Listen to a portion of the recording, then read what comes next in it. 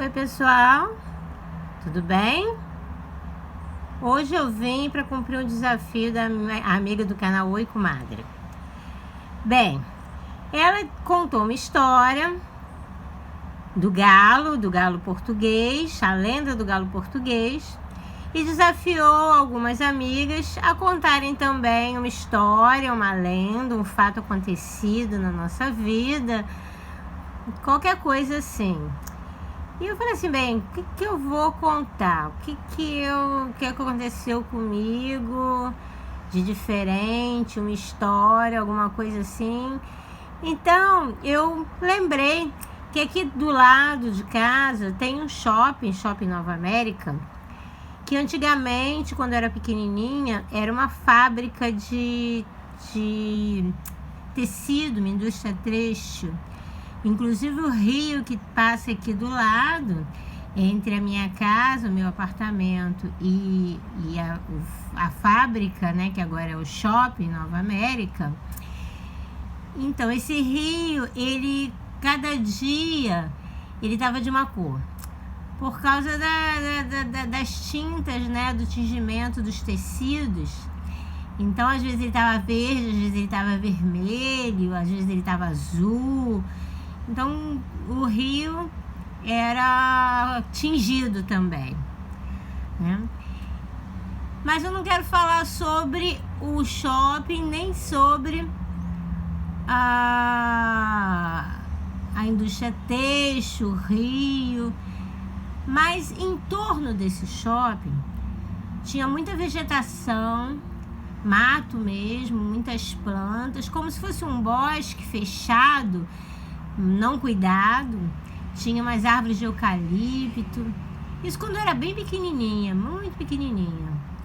A vegetação, as coisas aqui foram mudando com o tempo, conforme eu fui crescendo, foram tendo obras e mudando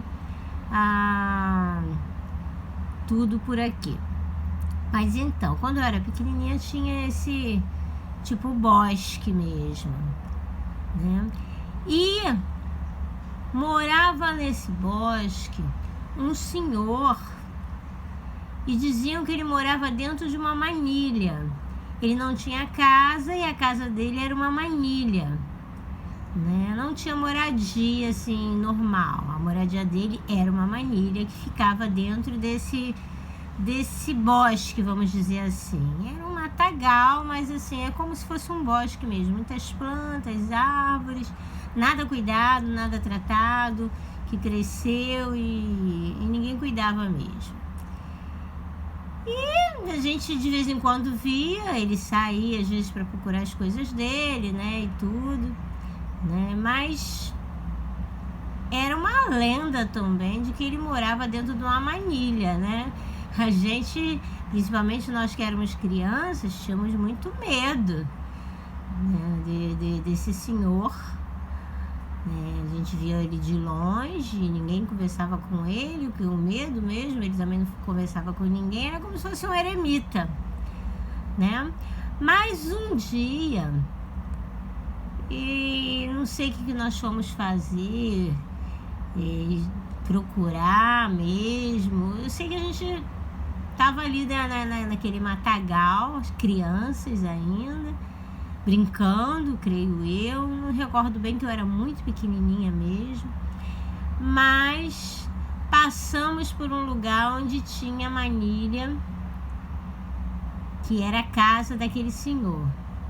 E a curiosidade de criança, né, fez a gente chegar perto para olhar. E aí percebemos que não tinha ninguém. E fomos olhar mesmo. E era igual uma casa mesmo, pequena, né? Lógico, uma manilha, um manilhão. E separada com cortina de pano, tinha umas revistas, cadeira. E era a casinha dele ali. Só que quando a gente estava olhando, né, e achando tudo interessante, né, uma casa que era uma manilha, pra gente parecia um conto mesmo, uma coisa, né, tremenda. E aí a gente está bem olhando, chega o dono da casa, aquele senhor que morava ali. E foi um susto tão grande que ele chegou, né? O que vocês estão fazendo aqui? Não sei o que, vou fazer isso, vou fazer aquilo. Pegou a gente no fraga, olhando a casa dele. E aí foi perna pra que te quero. As crianças, eu, inclusive pequena, correndo, esbaforida, com medo daquele senhor que tinha chegado ali. Mas gente boa, não ia fazer nada com ninguém não, mas é um medo de criança, né? E a gente intrometido ali na casa daquele senhor, dentro daquela manilha. Então essa é a história. Não sei quantas pessoas chegaram a conhecer a casa desse senhor, que é essa manilha, né? Porque muitos moradores que moram aqui no meu prédio atualmente moravam aqui também quando eram crianças, adolescentes. Mas essa história ficou gravada na minha memória. O homem que morava dentro de uma manilha. Tchau, gente. E agora eu quero ver os desafios também do resto do povo, as outras pessoas que foram desafiadas. Vamos ver as histórias que elas têm para contar para nós.